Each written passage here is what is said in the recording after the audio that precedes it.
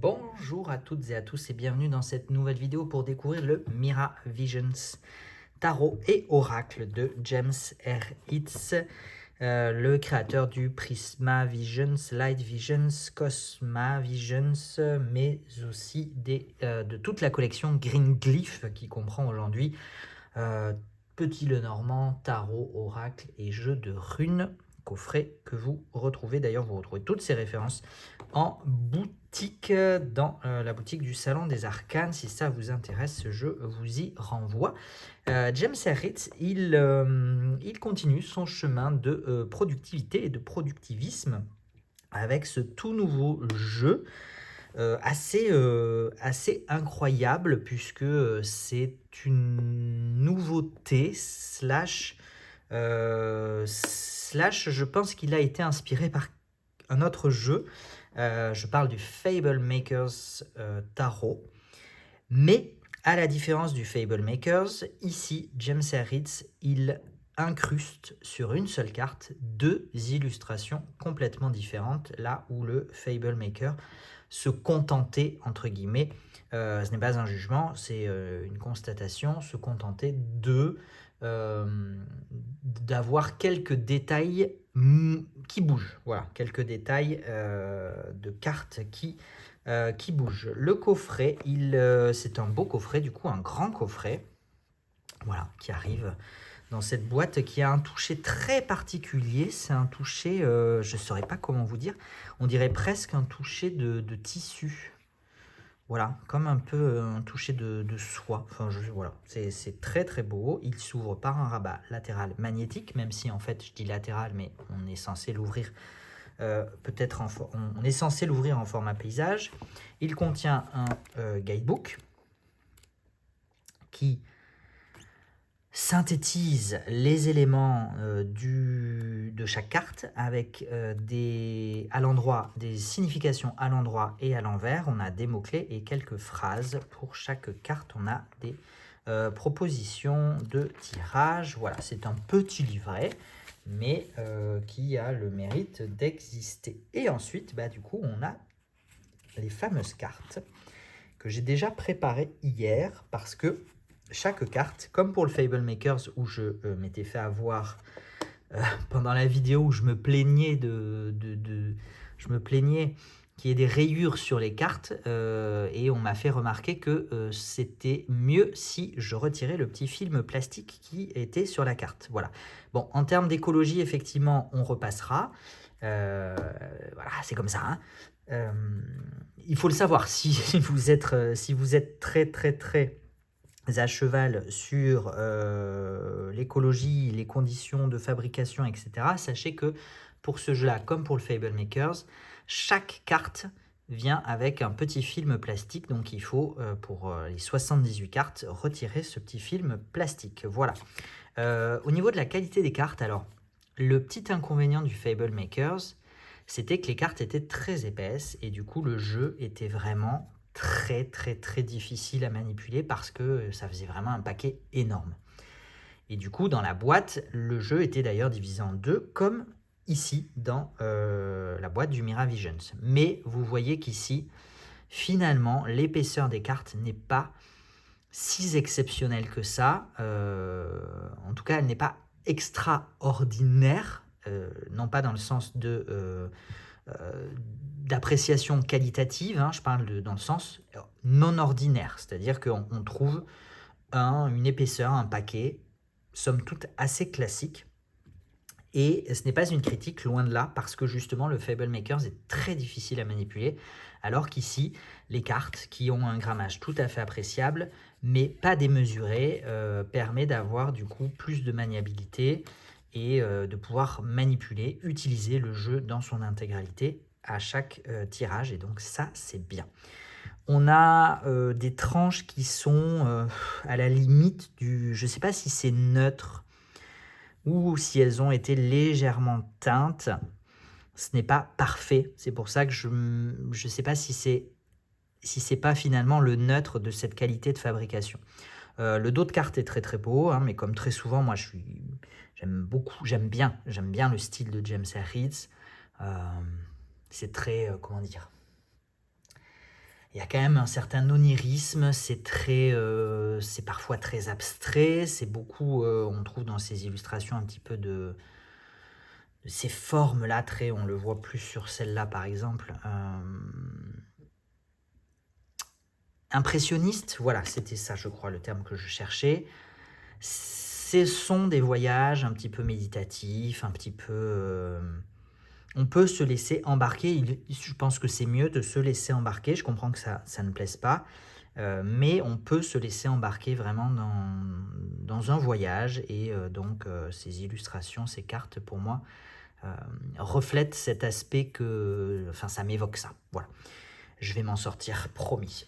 Au niveau de la qualité, alors du coup, on a une face lisse, hein, mat, et on a cette double face là, qui du coup au toucher est un petit peu granuleuse, puisque je pense que vous aviez compris hein, dès le départ, c'est qu'en fait, voilà, en fait, on peut avoir 2 illustrations en une carte.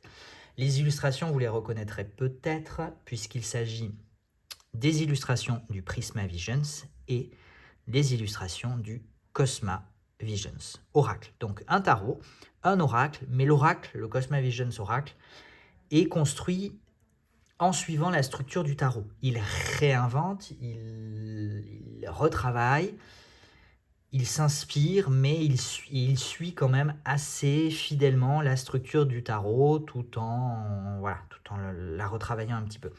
Donc, ici, James Herritz, il a réuni en fait le tarot et l'oracle dans 78 cartes. Et donc, chaque carte, puisque du coup, la carte 0, Death du Cosma Visions, correspond, se rattache à la carte du fou, du prisma, etc., etc., etc. Je pense que vous avez compris, avant que je ne m'égare. Et du coup, pardon, voilà, je fais des bêtises. Je vais vous les présenter les unes après les autres.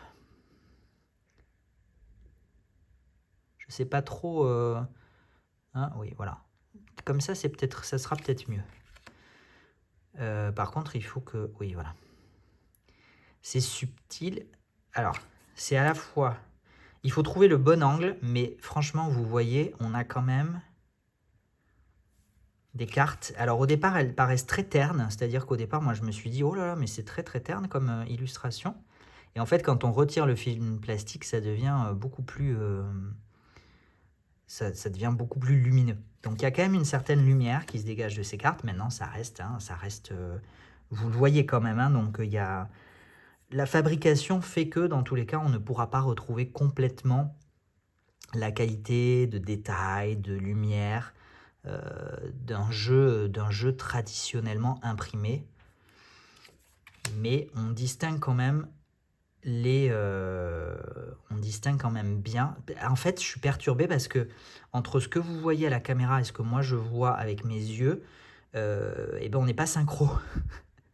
On n'est pas synchro parce que du coup, il y a un petit décalage d'angle entre mes yeux et l'objectif de la caméra. Donc, du coup, c'est un peu difficile. Mais j'essaie de faire de mon mieux.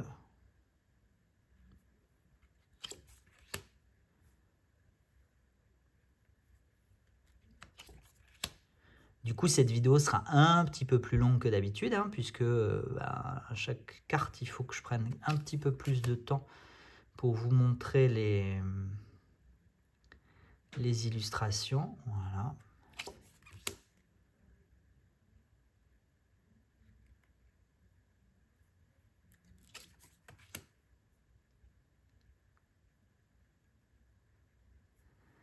Alors, le Cosma Vision s'inspire beaucoup de l'exploration des vies antérieures. Donc, c'est pour ça que vous pouvez retrouver certaines... Là, on a vu une carte qui parlait justement des vies antérieures. Vous pouvez peut-être aussi retrouver des tirages inspirés de ces explorations-là.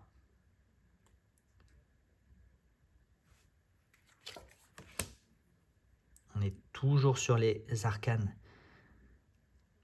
majeurs. Je le redécouvre en même temps que vous.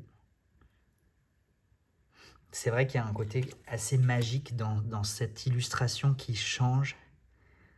Et ça reste très lumineux. C'est vrai que c'est assez impressionnant quand même ce qu'on arrive à faire aujourd'hui. C'est un petit peu gadget, je le reconnais, hein. Enfin, faut en avoir conscience quand même que c'est totalement gadget. Mais voilà, pour les passionnés, pour les fans hein, de James R. Reeds aussi, parce qu'il y en a. Voilà, on a terminé avec les majeurs, on s'attaque aux mineurs avec la suite du feu des bâtons.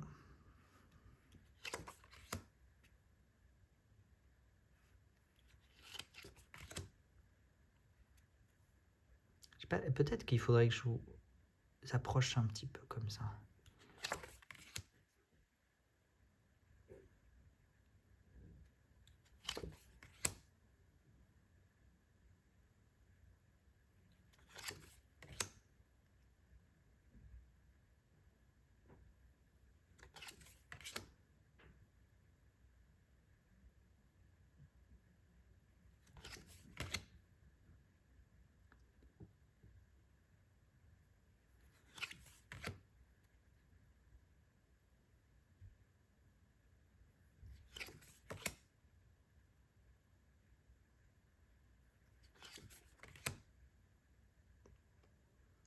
Donc la particularité des jeux de James R. Reeds, en tout cas de cette série de Visions, pour celles et ceux qui ne seraient pas familiers avec son travail, c'est que les cartes forment des frises. Chaque arcane forme des frises. Si je vous mets par exemple, voilà, le 1, le 2 et le 3 de calice, ça fait... En fait, on peut former une frise. Les illustrations se suivent, vous le voyez plus dans les décors évidemment, mais vous pouvez le voir. Et de la même façon pour le Cosma, pour la version Cosma avec la suite des Lotus. Voilà. Hop, je poursuis avec le deuxième paquet.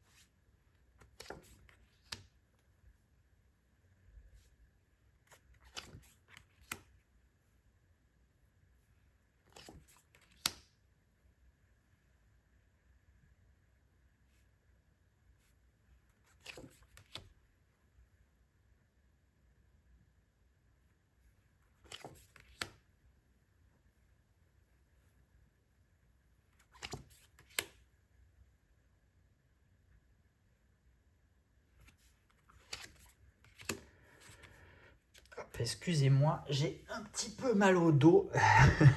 Je ne suis pas très bien installé en fait pour faire ces vidéos. Il va falloir que je trouve une alternative.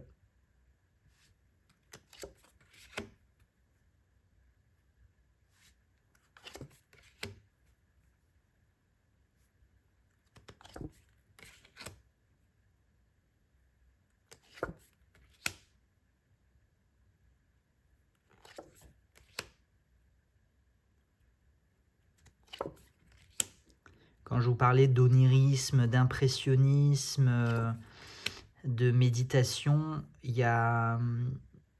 j'aurais pu parler aussi d'une certaine poésie. Je trouve qu'il y a une certaine forme de poésie qui se dégage de ces illustrations, alors qui du coup peuvent parfois s'éloigner un petit peu des représentations traditionnelles. On est sur un système Rider-Waite-Smith, mais c'est vrai que certaines représentations s'éloignent un petit peu des représentations traditionnelles ou des symboles, ce qui peut un petit peu perturber.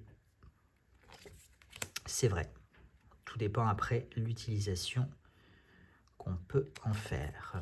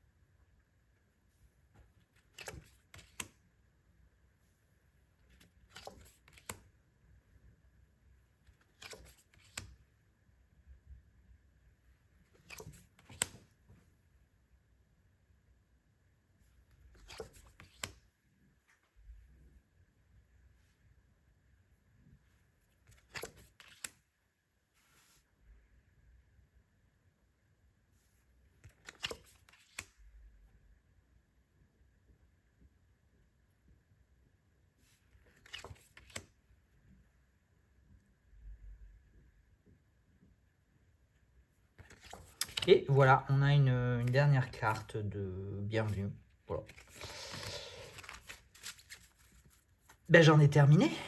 J'en ai terminé avec la découverte du Mira Visions qui a déjà rejoint la boutique finalement. J'avais dit sur Instagram qu'il serait mis en ce début de semaine. Je dis ce parce que là on est vendredi quand je tourne la vidéo. Je pense que je vais la publier en début de semaine prochaine. J'avais dit que je mettrais le jeu en ligne en ce début de semaine. Finalement, je l'ai mis dès le milieu, fin de semaine dernière. Voilà, donc certaines ont déjà pu se le procurer. Je n'ai pris qu'une petite dizaine d'exemplaires parce que ce sont des jeux assez chers. Hein. Je l'ai mis en boutique à 89 €. Voilà. Et chat échaudé craint l'eau froide, c'est ça qu'on dit, je crois. Ou l'eau chaude, bon, ou l'eau tout simplement, puisque je m'étais énormément emballé avec le coffret Greenglyph de James Herritz. J'en avais commandé 100 exemplaires. Avant, en précommande, j'avais pris 100 exemplaires du coffret James Herritz en me disant il est fabuleux, c'est extraordinaire, c'est un succès incroyable.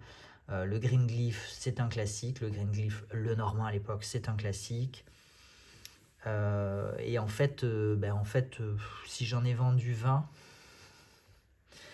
ouais, une vingtaine. J'ai dû en vendre une vingtaine. Donc voilà, autant vous dire que vu le prix du coffret, c'est quand même beaucoup d'argent immobilisé. Donc je me suis dit, pour le Mira, on va y aller tout doux. Donc j'en ai pris une dizaine. Je me réapprovisionnerai si besoin petit à petit, voilà, tranquillement.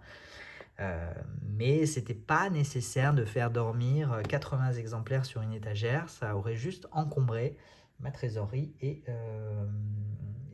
mon espace de rangement. Voilà. Donc s'il est en rupture au moment où cette vidéo sort, au moment où vous voyez cette vidéo, ne vous inquiétez pas, je vous promets que je me rapprovisionnerai dans la mesure évidemment du possible et dans les quantités que je pourrais me permettre. Voilà, c'est tout ce que je voulais vous dire pour cette fois. J'espère que vous avez apprécié la découverte de cet oracle, de ce tarot, de ce jeu de cartes unique. Et je vous donne rendez-vous prochainement pour de nouvelles vidéos. À la prochaine. Ciao, ciao.